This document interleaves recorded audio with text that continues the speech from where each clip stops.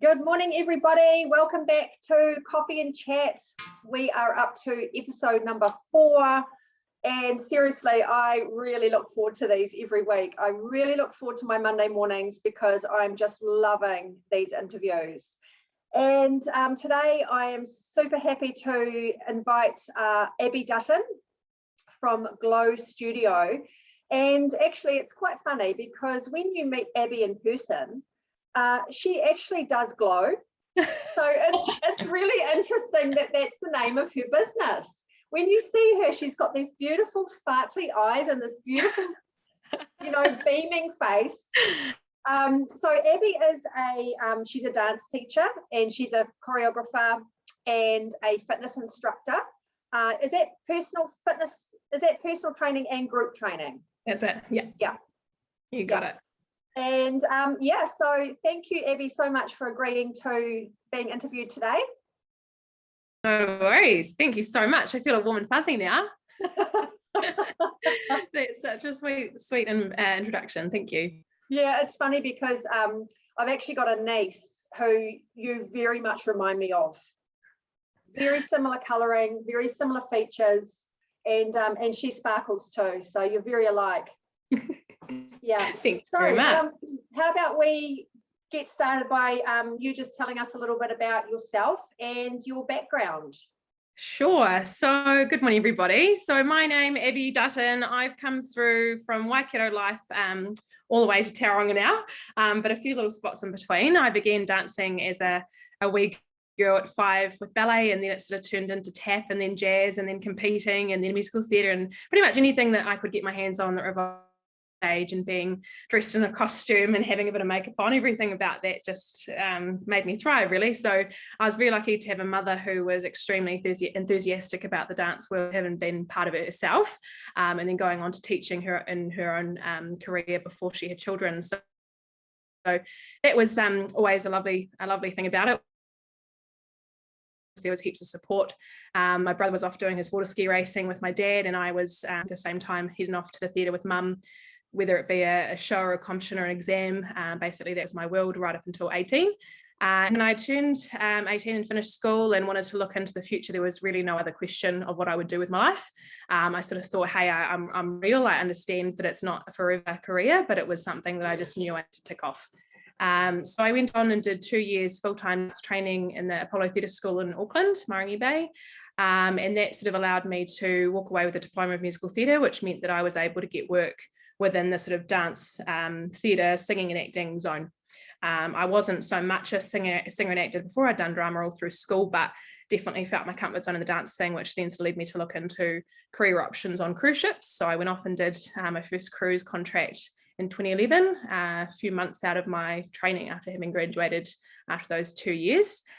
So that was amazing. That took me all around the world. I was able to dance for 6 months as well in India in the Bollywood film industry. So I certainly had a whole platter of different sort of things come onto my plate. It was a really wonderful way to meet new people, to get dance experience, to see the world, and very grateful, obviously, for the timing that I did get to do it, considering where we're at now. 50 countries by the age of 25, 5 years down the track, decided that perhaps it was time to look into what I might need to do in my future, because obviously dancing, like I said, wasn't going to serve me forever. So what were the options? And of course, fitness seemed like a really good stepping stone. It was something I'd become passionate about in my returns home after my cruise contract. So I'd sort of found that I'd needed to ensure my body was obviously in peak position, and injury prevention was a really big thing in terms of my body being my tool as a performer. It was very much a quick decision, an easy sort of progression into the fitness side of things. I'd even sort of looked into nutrition as to whether that might be something I went into, but to begin with, I just thought, hey, let's sort of look into the fitness instruction side of things. Having done my Zumba instructor training, it sort of seems like a natural progression, as I say, because that sort of buzz I was getting from teaching little dance Zumba fitness classes, I guess, was the quick progression from the dance to the fitness, group fitness, into the personal training side of the industry. So 2016, I began my first job as a personal trainer at Les Mills, having done the training for it while I was on the ship. So I was doing distance learning. while I was on the ships. And then as that finished and I got my job at Les Mills, I spent about 18 months there building up my clientele. Managed to have sort of 4 books within about 3 months and absolutely loved it.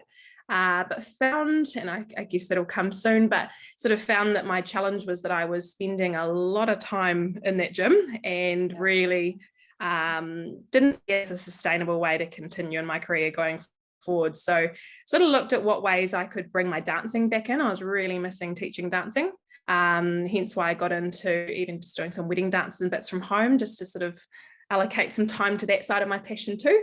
And then, yeah, 2020 sort of brought about some changes. I'd met a lovely guy and he was sort of in Tauranga, and I'd found that I needed a bit more balance. So ultimately I'm now in Tauranga, having built up a gym space and studio in Hamilton myself. That was sort of the progression from Les Mills into my own space, where I worked for about 3 years. It still exists now, but just much less of me and more of some other trainers that I've taken on. And here in 21, it's basically working without me, especially while we're in this lockdown at the moment in Hamilton. And I'm able to build up my clientele and basically start all over again here in Tauranga. So yeah, that's pretty much where it's all been, where I've come from. Interesting journey. Gosh, I'm fascinated about the Bollywood film. So were you actually in films? Yeah, so I've got 13 different dance films to my name. So the Bollywood films are very much that like is musicals. so cool. So yeah, I've managed to see a few. The tricky part is that because I don't speak Hindi, a lot of the titles, even though I've got them written down, are in Hindi, and to try and track them down on YouTube isn't the easiest. Right, so I've seen most of them, but it's actually quite hard to track down some of them that I acted and danced in. So yeah. I think really that, you know, if you get to the age of 18 and you know what you want to do and what you're passionate about, that is so. I really envy people who have that. Yeah, I felt lucky for sure. Not something that happened for me, and I know that there's a lot of people out there who don't find their thing until much later in life. And I just think it's awesome that you knew from the age of 5 what you wanted to do, and it kind of led you down this path, and it's given you some amazing experiences by the sound of it. Sure has. Yeah, no, I do feel very lucky. I was surrounded by girls that weren't quite sure, but I think when, you know, you're lucky enough to build such a, I mean, you're not an expert by any means when you're 16, 18 years old, but you're starting to build up your knowledge and experience and connections and everything right from the get-go, like I say, from 5, and especially once I got into the competition scene by 18, 20, I was being asked to judge at competitions countrywide and internationally and things like that. So it's been an industry that I've really planted my feet into, and still, even to this day, you know, I'm still judging, I'm still doing bits and pieces. And while I'm not necessarily running a dance studio, that's not where I wanted to go with it. But it's definitely an industry that's just keeps giving it. I can't stuff out of it. I just love it. So that's awesome. Back now and teaching. And you talked about when you moved from Hamilton to Tauranga, a part of that was not only your lovely fiance, but needing to find more balance. So like, you fulfill quite a few different roles. How do you fit all that in? I won't lie and say it's easy. I'm pretty real, you know. At the end of the day, there's been pretty rough times of realizing that I'm not a very good I'm not a good relaxer. I'm an active relaxer. So I definitely find it challenging to sit down and read a book or sit down and watch some telly, as my partner does, to relax. But I don't think there's harm in that, just as long as you can read. And I'm certainly letting the whispers, you know, speak to me, as opposed to waiting for a yell, as I might have. And of course you can't, I'm 30 now, I'm 31 actually in a few days time. So when you get to this age and it's not so much about just pushing and cramming as much as you can into your life anymore, and you've got to really watch your health, and especially wanting to have children, you know, you've got different things that are prioritized now compared to then. But yeah, I was certainly a bit of a doer. I just liked to cram in as much as I could, and that was my happiness. And I think the biggest struggle I've had with moving to Tauranga and having this new lifestyle is that obviously I have to allow time for things to pick up and to meet people and to allow a clientele base to build. And that's been almost uncomfortable, because I've been used to having such a lovely large connection or circle where I've found it really manageable and quite easy to gain clientele and to keep myself busy, which is for me success, which for me is happiness. And even if balance isn't quite there, I'm still feeling really great and thriving, so I think, that's been a really big challenge about moving, is that yes, I've managed to have balance with my time and my energy and being able to give time to my partner and give time to my family more than ever. I'm not working 14-hour days anymore, and that's definitely a luxury.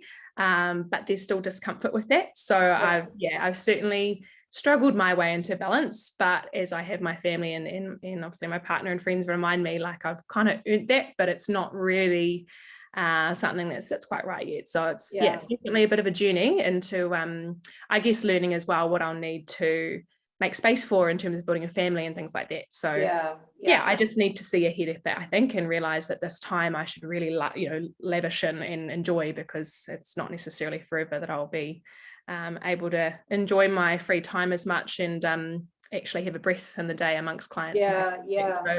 And I would say, like, you are definitely the epitome of thriving, like your personality and the way that you sort of carry yourself and sort of show up.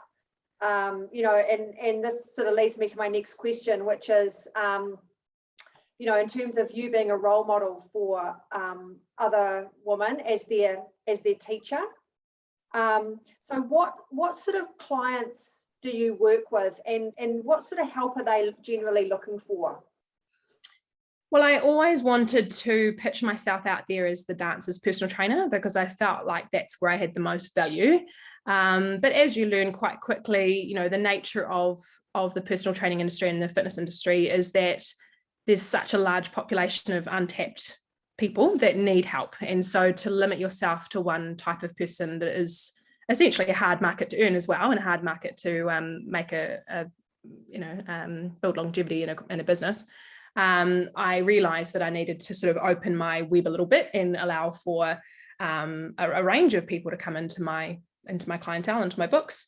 I decided very quickly, though, that women was where I wanted to focus. I've virtually only had my own father and a few people now and again that have come in, guys that want a little look at a program with me. But I think, I've never been a man. I've never played rugby. I've never, all the things that guys do, I can't offer my best to. So I know that my experience lies with women in a body like my own, and I feel like that's where I can offer my best. So I've really tried to pull into that the woman who wants to keep it a lifestyle. I'm not about the short, sharp goals. I'm not necessarily a weight loss coach. I've definitely found myself in a little niche where I'm working with women similar age to me, slightly younger, slightly older, and a few in the senior bracket as well, who just want to move well, move often, and move for the joy of it with a community around them. In a strong community. So we've been really lucky with transitioning into my own business at Studio Go in Hamilton. We're a really small studio space, really small footprint in terms of our real estate. So what that's meant is that I've pitched our business as a boutique women's fitness and dance studio. So in doing that, I'm really lucky that I'm finding a lady who I guess is willing to pay a little differently to what a basic box gym is. They're willing to be part of most of the classes that happen on the timetable. So most women are coming in, like I say, age 25, say, they're coming in to have their gym session with me. It might be that they do a core and sort of booty class followed by a dance class. They're there for an hour and a half, 2 hours each evening, and they do it every day. So I love that. That's really, really, that just makes my heart sing, because allowing for women to have a place to come to where they're not in a dance school where they'd be dancing alongside 14-year-olds in leotards and feel really uncomfortable because they just want to dance again. They dance with their kids, or they've been to a gym and just don't feel comfortable in that space and just don't particularly like having, men around them or a particular type of woman. It's very much all about stereotypes in that sort of industry. So we're about sort of pulling all of that away and just having a really comfortable space. Our max in each class is 12, and of course we run the personal training sessions as well. So it means that the women that come in are really nurtured and they feel part of something quite small and boutique and quite comfortable. So that's, I guess, my ultimate client, or the people who sort of make up my days, is just women that want to keep fit, regularly and don't potentially have weight to lose, or they're really healthy and doing well, but they just want to keep moving well and keep moving with the and do you offer the, like, in terms of some of your older clients, do you get many who want to do the dance side of things? Yeah, I guess I can't really help but have a dancing kind of a flair in my classes. Most of the classes I run are movement to music, essentially. So the seniors bracket is a sort of different kettle of fish, and that's something I'm very passionate about as well. So in 2018, I began what's called strong and stable classes within my studio, and that's sort of a nationwide brand of a program, I guess, that the DHBs run in their own regions. So ACC have taken on a big part of it to fund the management of it and to promote it in the communities. And that sort of was something that I just stumbled upon really and wanted to look into, went along to a class being taught and just absolutely fell in love with it. It was very much, like I say, musical step taps and all bits and pieces that sort of resonated with me, but then also giving the elderly the chance to feel stronger, and the whole concept of it is to lower the number of falls and things like that within homes. So somehow that, alongside dancers and women, really struck a chord with me, and I wanted to help in that way. So I started the class in 2018 in Hamilton, and that one I've had most of the same ladies that began a couple of years ago still continue, even online and things through lockdown. So that's been really cool. And I've just started it again here in Tauranga, where it's called Keep on Your Feet. And that's definitely a program that has so much potential. And I really wish we could reach more widely. It seems like we're just always scratching the surface of getting that exposure out there to, allow it to, it's not a money maker. It's something that we do to really help in the community and avoid people having these horrible scenarios when they end up on their butts and worrying about their hips and things like that. So we're always strengthening the hips and the legs and making sure that these elderly people feel stronger and more capable out there. So yeah, that's really it's just something I really tune into and really love working with as well. So yeah, I have to say that I was when I was growing up, I wasn't a dancer at all. Like I couldn't, it just wasn't something that came naturally to me. And now in my 40s, I found dance through Latin American dancing, and like just the what do you call it? Just the benefits that it's bringing to my life. Absolutely. And obviously at the moment I can't do it as much, but the thought of going to a lesson or going and doing some social dancing just fills me with so much joy. Yeah. So, I mean, for anyone out there listening who would, is afraid or feels like they're not designed to dance or they're not built to dance, I'd say just go for it. Like, just go and have some fun, because that's what it's all about, isn't it? Yeah, absolutely. Yeah, we've got an amazing number. We've got an adult ballet, an adult tap, and an adult jazz class in our Hamilton studio. And it's just incredible the number of women I phone them after their submission on our website and say, oh, I see you're interested in trying some ballet or whatever it might be. And oh yeah, well, I used to go to ballet when I was 5, and then whether it's the horrible teacher that they just couldn't stand, or mum and dad said they couldn't afford it, or we moved cities, or for whatever reason they had to stop, and then they come back to it in their 30s, 40s plus, and they just find their thing. And it's so lovely. And it's never about becoming a professional, but I think everyone thinks it's a very niggly sort of thing to start with at that age, because you have to be good to start. Well, not at all. It's really lovely proving that to women, and to see our numbers in the likes of an adult tap class. Who knew? But it's just something that everyone's been sort of wanting to get their teeth into. And I think with COVID and all the sort of horrible side effects, there's come some real realization and learnings about oneself, and so figuring out that those sorts of things, we just need to stop the hesitation and the inhibition and just do it, because there's so much joy. And I myself have just started ballroom lessons as well. Same with you with having a pause with COVID, but that's I've sort of looked into going, doing some competitions and things in that space again, because it's been so long since I've focused on my own dancing and my own ability, and even starting with a personal trainer again, just to, what am I doing? Where's my fitness at? And how am I actually walking my own talk, So it's really good to go back and do something. It's awesome. To make you forget about the rest of the life that's going on around you. And Exactly. It just takes you away from that sort of the stress, doesn't it? It does. So much fun. So do you see any kind of common themes amongst the women that you work with? Well, like I said earlier, I think the women who we have the pleasure of working with have come to a point of realization where they've chosen a gym or space like ours. They don't particularly, like I say, have massive goals where they need personalized training necessarily. Are the ones out within our group fitness space. And they just really appreciate being around a tight-knit community. We have a lot of little initiatives we run within the studio, like Global of the Month. So today, first of the month, we'll announce who was Mrs. October or Miss October. All the things that don't really go on in your typical gym that make it a little bit, they almost sound a bit cheesy and a bit cute, but they're things that make people feel like they're part of something. And watching the women that have become friendship, made friendships through our studio and go for a walk around the lake together in Hamilton, or have a catch up for a coffee after class or whatever they might do, it's really, really heartwarming.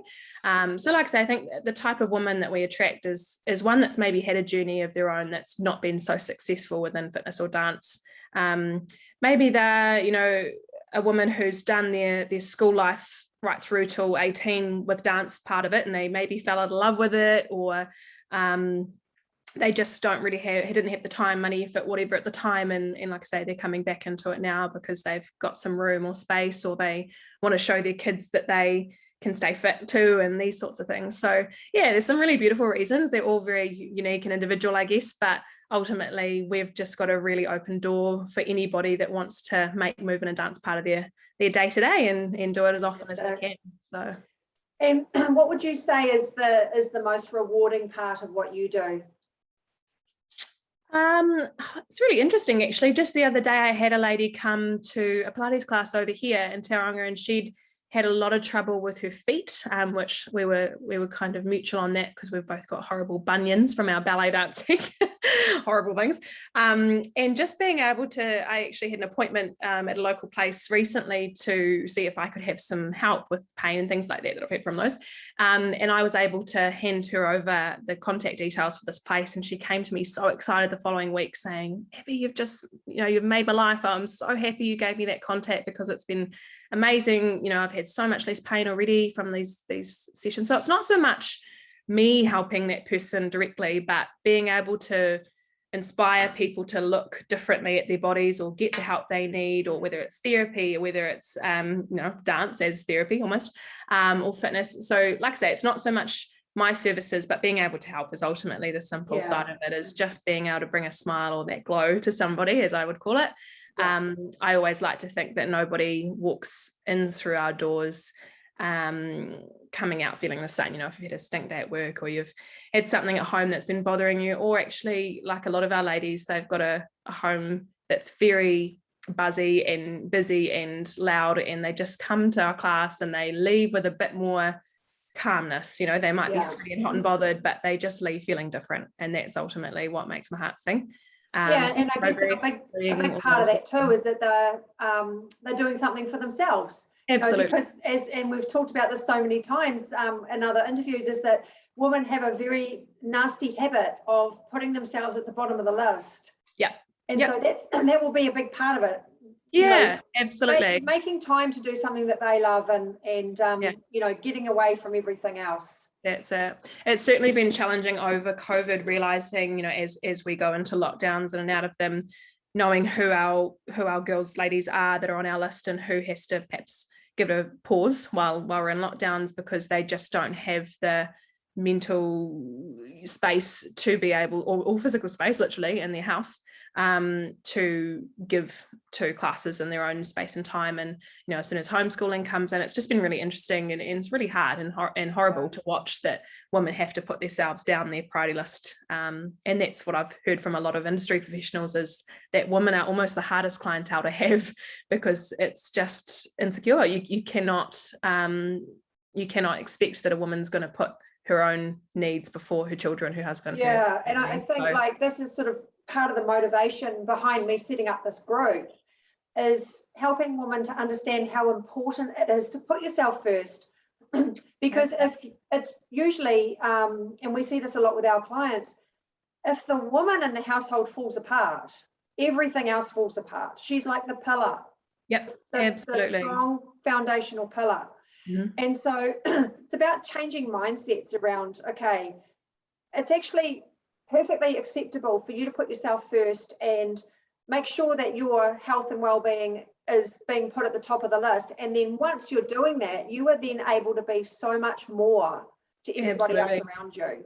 Yeah, you've got to spend that time sharpening your saw, as I like to put it. It's really sad to watch because, you know, when a woman's physical health struggles, the strength and the get-go, the energy that they have to offer their children suffers, you know, or whether it's the mental side, having that break, having that bit of me time, that's something that gets the endorphins going. There's just so many, I mean, you'd know in your world more than I, you know, how many physical and mental health problems come from the lack of, but just trying to promote that to a woman who has that very historic sort of theme woven into their headspace of I don't deserve it, and I'm guilty myself, you know, the number of times I've gone, oh well, I really should do this first and then I'll go to the gym, because I just I don't want to go having that on my shoulders. Like I want to feel like I've got everything I need to have done, whether it's housework, whether it's, you know, work for your job or children, I guess. There's always something else that could come in the way, but then when do you get that time to be the best you can be to those people and those things? Yeah, absolutely. Do you have any part of your job that is difficult? Like I said, I think the challenge in this last 18 months or more since COVID, post-COVID, PC, has been just allowing the business to function with less going on, with less ability to reach and all those things. I guess I felt a sense of grief a little when COVID happened, that my business was just at a point sort of at that 3-year mark where we'd sort of got through that niggly time of how we're getting on, that sort of second year, they say, as an accountant says to you, know, that's the hardest year with all your taxes and things like that. So I'd sort of pushed past all that. We got to that 3-year mark, having been in the studio, and everything was at its best. My numbers, my retention, all those really good things. And then, of course, with COVID setting us online, we were lucky to be robust throughout that time. And we've still got a really great, robust system that means that every class since that March 2020 hit us has been filmed online. So we've got a really great following of women that obviously physically train with us, that we have kept throughout in and out of lockdowns, and online on Zoom at the same time, or they can watch a recording afterwards. So every class option has sort of 3 ways of going about the class. So I guess, yes, things like that came hard because that was a sort of quick fire decision I had to make as to how I was going to make the model work around COVID. So I guess, COVID in itself has been a real challenge. Moving was a challenge.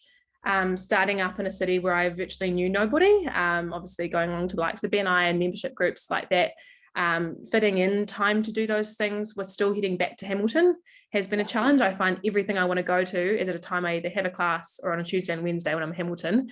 So I guess having that kind of split life where I'm still Hamilton and wanting that to thrive, but trying to start again. So I guess, there's definitely little challenges that come in and out of my mind. I try to just focus on the here and now, which I'm not very good at because I'm always thinking far too far ahead. But there's definitely challenges, but I've found that I've had to allow myself a different level of expectation, and when I can actually let that be my tune, I'm fine. But it's a definite headspace, a mindset that I have to allow myself to think, hey, you've just got to be cool with whatever's going on and not put expectations in a place where it's unfair, I guess.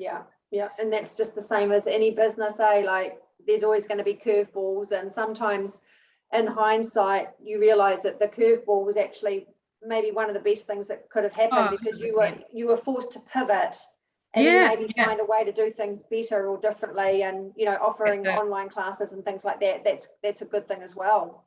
Yeah, absolutely. I mean, I am really grateful, and there's been so many lessons learned and great ways to progress forward, given what we've come to learn from these times. So no regrets whatsoever, but certainly just some challenges in making sure that I have that level of success, or that sort of comfort in its future. Really, I think this is my little baby. Really, I don't have children yet, so at the same time as realizing, hey, there's more to life than just the business. It certainly has been a really big part of my world, and growing it from the ground up was all I had a focus for, before my partner, before my children, future children. It's just been my only. So that's, I guess, the challenge is just letting it be it's a business and there's more to life. Yeah. So if there's any woman out there who are feeling like they would like to start being a little bit more active, but maybe they don't know where to start, or they sort of don't know what to do, what kind of advice would you give those women? My advice is always to grab a friend and go and try something. Like, I know there's a massive level of anxiety that can come from walking into a classroom of, class full of people you don't know and trying something different that you've never tried with a person you've never met. Like, there's so many levels of challenge in that. So if there's the opportunity to grab a friend who perhaps already has been comfortable in a gym space that can sort of cushion that for you, but just come and try. I think the biggest thing is realizing what you actually enjoy, and sometimes the thing that you thought would be great is just not your cup of tea. I even found as a exerciser myself, going to a Zumba class was really intimidating because I found that it was quick, the pace was different to what I was used to. There was lots of people around that knew the routines, and I was new. So, I mean, even as a dancer and a professional performer, I've been there. I certainly have looked around and gone, I don't feel comfortable. So I think realizing that not every fitness professional or every gym goer is going to be the confident, savvy Jimmy that you think they're going to be. You've got to accept that they've been there too. Going into a class and giving something a try and being willing to kind of weigh some pros and cons and go, is this me? Is this worth my time and, your valuable effort and time to get somewhere is important. So I think just trialing things, maybe doing the research, looking online for the sorts of communities that suit you, but ultimately you're never going to know until you're in that space whether it's going to feel the absolute click that you're after or not. And I think just giving the likes of myself, a gym owner or a studio owner, a call and just having a talk. My big thing with my business model and my service is that whenever somebody messages us on our website, I'll always call. And that's just to build that connection first and kind of clear off any inhibitions that people have or questions that they might have, and make sure that there's no barrier, I guess, or as little a barrier as I can possibly create. So just having the confidence just to give somebody a call and have a chat through what it's like, and not being afraid to ask those real questions that you have around how it all works, so that you can feel really comfortable walking in. I'd definitely say for sure, just having the confidence to just try something. And I know, like, for myself, coming into the Latin American dance community, that has not been easy.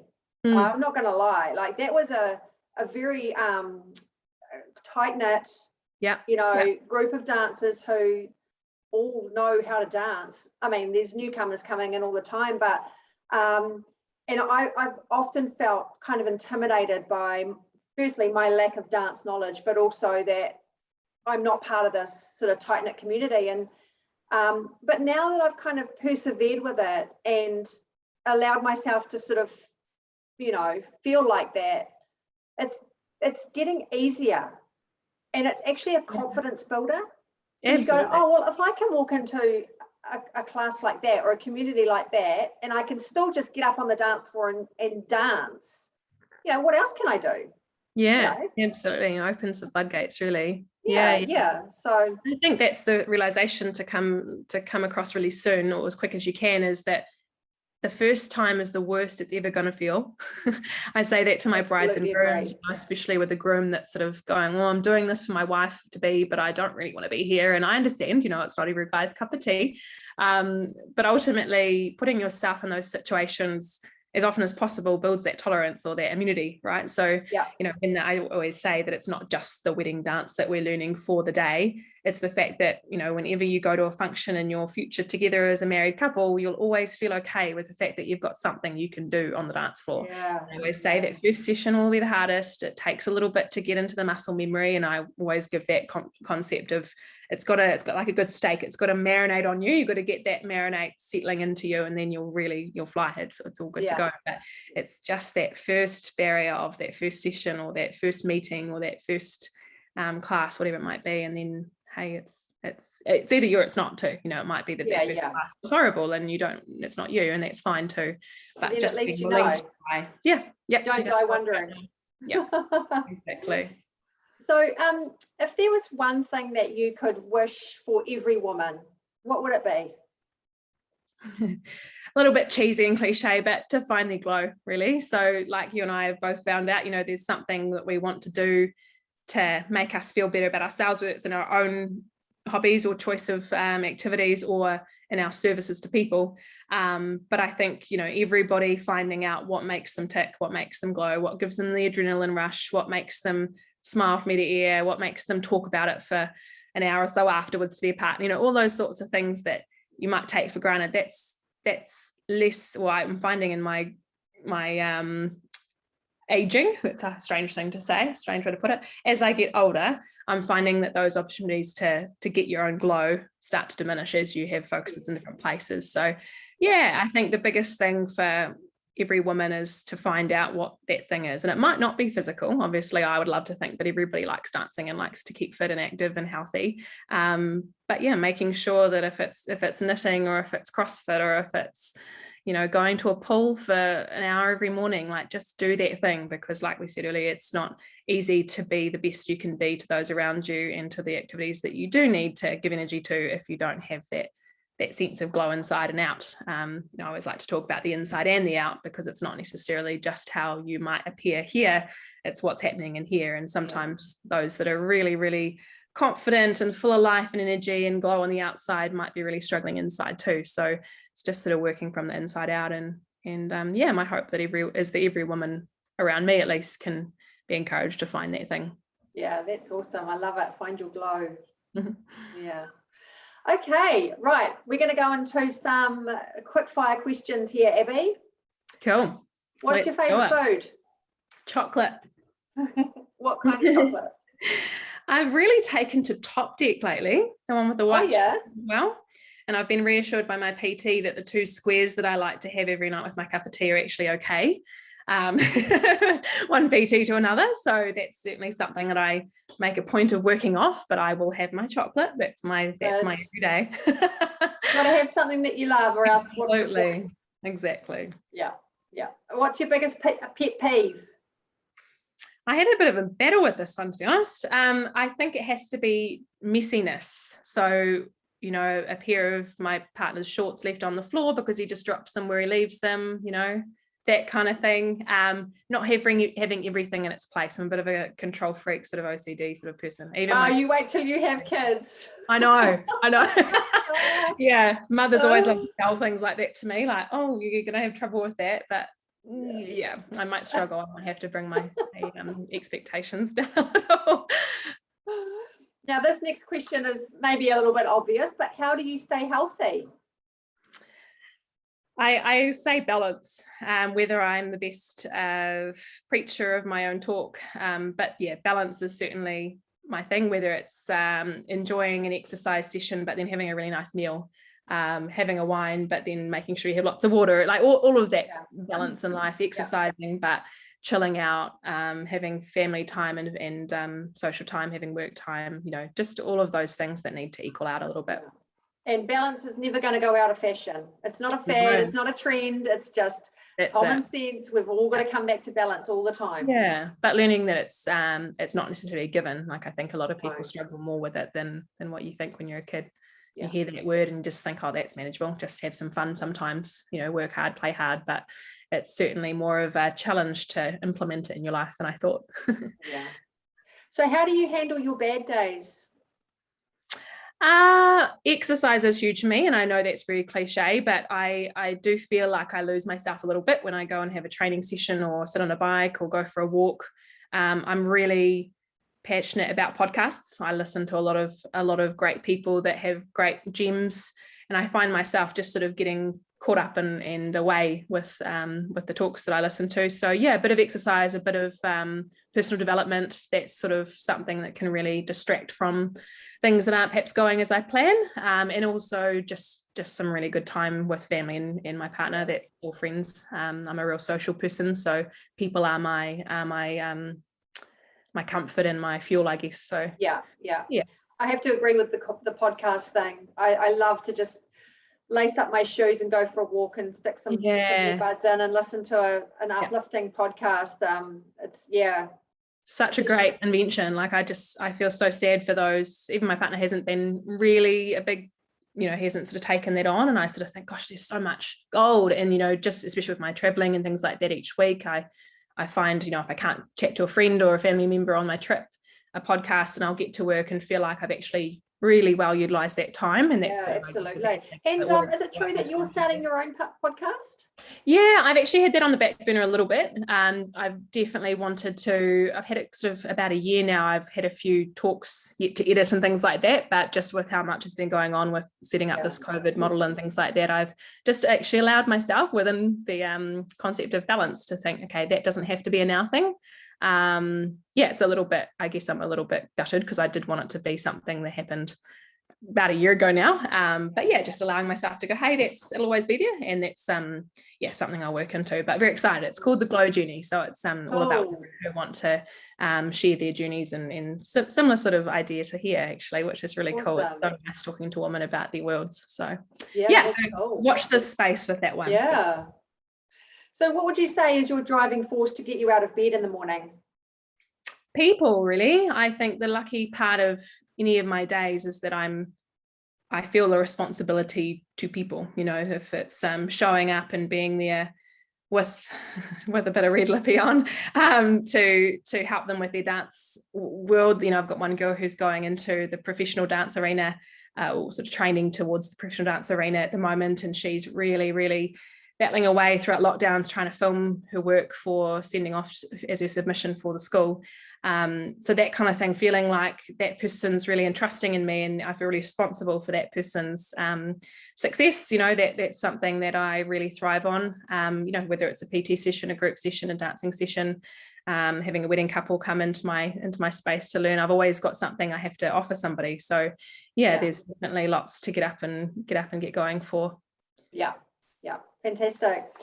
If you could invite anyone to dinner, whether they're living or dead, who would it be and why? It'd be Marilyn Monroe, because she's my absolute idol and Studio Glow's icon.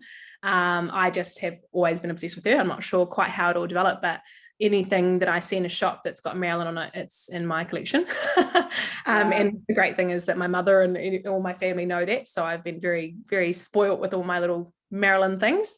But the reason I chose her as an icon was because she was a little misunderstood. I feel like there was something about her life that is still a mystery. And while I've read lots of biographies and all sorts about her world, I just feel like she was so beautiful, but so in such a crazy time of life, and she was beyond her time. There was so much around her body shape and her image, and how sort of ridiculed she was about that. And I guess there's a little bit of a parallel, given that I was always a larger girl going into the dance industry. So I felt that kind of sense of, I could relate to the idea of sort of not fitting the mold, I guess. Right.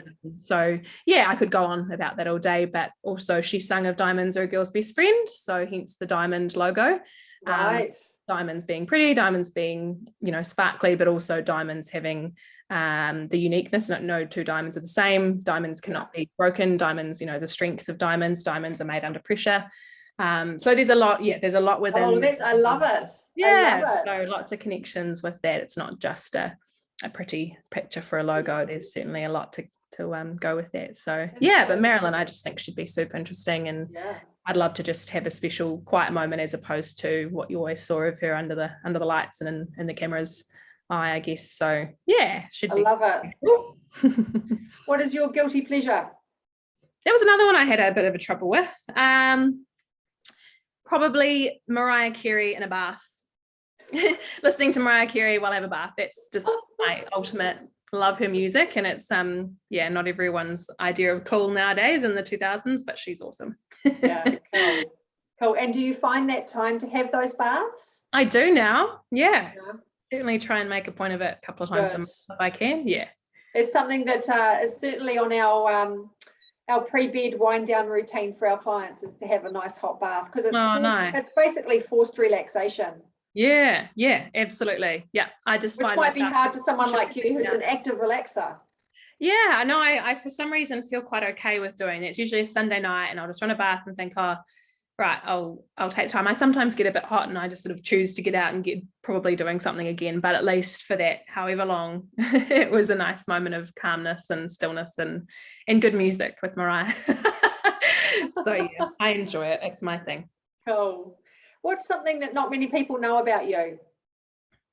Well, I usually would say that I lived in India, but I'll beat that one out the bag. No. I've never dyed my hair. I just decided when I was about 16 that I wanted to be, bleach blonde like all of my girlfriends, and said to Mum, can I go and dye my hair? I'll go to the salon, No.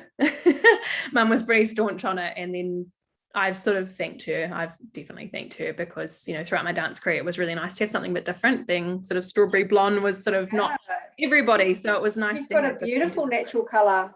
Oh, thank you. But yeah, it certainly wasn't my celebrated thing about my body or my, myself when I was growing up with all these gorgeous blondies around. But yeah, luckily I'm not too ginger, as they call it. I get a lot of ginger jokes, but I just take it in my stride now. Oh, I think you've got beautiful hair. Absolutely beautiful. Thank you. Do you have a favourite quote that you live by? I do. I actually wrote it myself when I was about 16. It's probably inspired by lots of quotes, but it was the way to realize your true passion is to get so wrapped up in something that you forget anything else ever existed. Oh, fantastic. And, gosh, that's very insightful for a 16-year-old.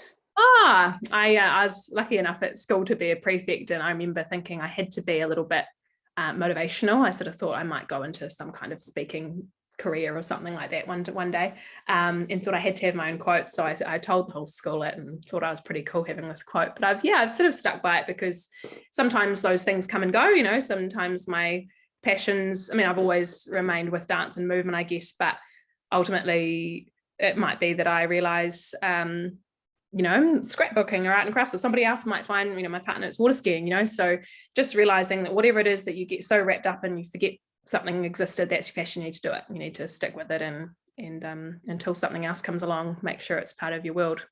Absolutely. I love that. I think. And I love it how it's your very own unique one as well. Yeah. My dad always used to say the one which was, if you say you can. So I guess that would be a close second of something I live by. If you think you can do it. So we're having a lot of those conversations with our son at the moment. All right. Around, whether you think you can or you can't, you're right.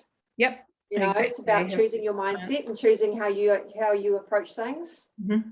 Yeah, really powerful. Any last words of wisdom that you'd like to share?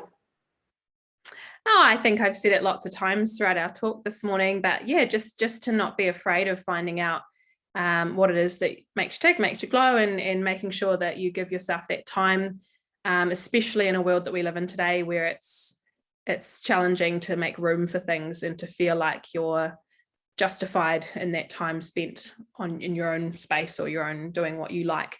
I guess off the top of my head, that's sort of where I'm sitting at the moment. I've got a lot of friends going through at my age, different challenges with regards to fertility, with finding balance, being the business lady turned mum and how that challenge sits, and all those sorts of problems, or I shouldn't say problems, just life stories we have, stories that come into our world. And so ultimately just having a bit of space, and I guess that's the industry I've chosen to be in, where I like to, as I say, create a unique experience that can make somebody not forget, but just have a little sidetrack on a different path and then come back onto that life path again. And just the importance of that, and the way that women choose to deny themselves is too sad. It's sad. And I just feel like there needs to be more pressure on women to, as much as there's so much pressure as it is already, to prioritize those things. So that would be my wisdom, is to keep making yourself happy and sharpening your own sword to be the best you can to other people. And that's why it's so important to have women like you in the world who can inspire other women and guide them in that direction, and introduce these, new ways of being and doing. And I think it's awesome what you're doing, Abby. I think it's just fantastic. And I've really enjoyed our conversation today, because I've gotten to know you a little bit better and, more about your background. love the whole Bollywood thing. I'd love to know more about the cruise ship experience. Yeah, so thank you so much for coming on here today. And I understand that you've got a special offer for our listeners. Yeah, so I'd love to offer a free consultation to anyone who would like to talk about their options with regards to personal training, to wedding dancing, if they're getting married soon and would like to look at how they can get some dance lessons under their belt. If they're interested in doing some group fitness, bearing in mind that they might like to do it physically within a Hamilton or Tauranga space with us, or whether it be on online on Zoom at the same time, being part of the class, but just remotely from home, or whether they'd like to do some recordings and bits and pieces. We've got lots of really great content now that we've been building up over the last, coming up 2 years. So we've got so much on offer that we can give to women who can only spare a short amount of time, or can come physically to a class. I'm someone who loves the energy of a class environment, but I know that not everybody thrives on that. Ultimately, our sessions are built to, I guess, suit a small kind of style of exerciser. So if it's somebody that likes moving to music and those sorts of things, as opposed to perhaps going onto YouTube where it's very generic, there's not a lot of coaching or cueing. Naturally, I can do a lot more of that when I'm physically in your space, but if it's such that you'd like to do something online without having the generalized approach from YouTube videos, we've got a lot of content there as well. So like I say, if there's anything within our services that you'd like to speak more on, I'm call away. I'd love to talk with you, especially building my world in Tauranga. It's just really great to meet people. And even if, like I say, if I can't help somebody, but I can help with some of the connections I've made already with regards to podiatrists or physios or massage therapists, I just love to be able to help with anything that revolves around a woman feeling better. So yeah, feel free to book a consultation, either a phone call or a physical conversation. That's usually $90 of value, an hour of my time. So if I can help in any way, I'd love to touch base with you all. I've got some slots available and I'd love to fill them. And what's the best way for them to contact you? Should they go to your website or Facebook, Instagram? Yep, so our website's great because that's where all our information is loaded. We've got all our timetables and our class descriptions and our PT offering, the different packages for our wedding dancers, and we actually do spray tanning as well. So if you're coming up to the summer needing a little bit of colour, then we've got those as well just from home. So those are all to be read about on our website, and you can have a submission there. We've got our little comment box where you can talk to us on there. And then we've got obviously a phone call. I love a phone call. I love to actually touch base rather than just having a telephone tag or email conversation that goes back and forth. So that sort of stuff. Otherwise, an email is great if you'd prefer that way. I know some people don't love a chat when they don't know somebody, so that's all good too. On Instagram, we're Studio Glow Tauranga, one word, and on our Hamilton page is Studio Glow Hamilton, all one word, and then on Facebook as well. So cool. I'll post those links as well. Yeah, thank you. Yeah, so definitely get in touch. It's just great to meet new people, and even if I'm not the right person for you or the right fit, I'd love to be able to refer out and make sure you are suited with somebody that's the right. Awesome. Click. And I can assure to whoever's listening to this that Abby will be more than welcoming. She'll have a big smile to greet you, and she'll make you feel very comfortable and welcome. So thank you so much, Abby, for coming on today and sharing your story. It's been awesome. Me too. It's a pleasure. Thank you for asking me. It's always an honor to be able to share my story, and I really appreciate the time. Thank you. Yeah, you're welcome. Okay, everyone. Thanks for listening, and we'll catch up same place, same time next week. Bye.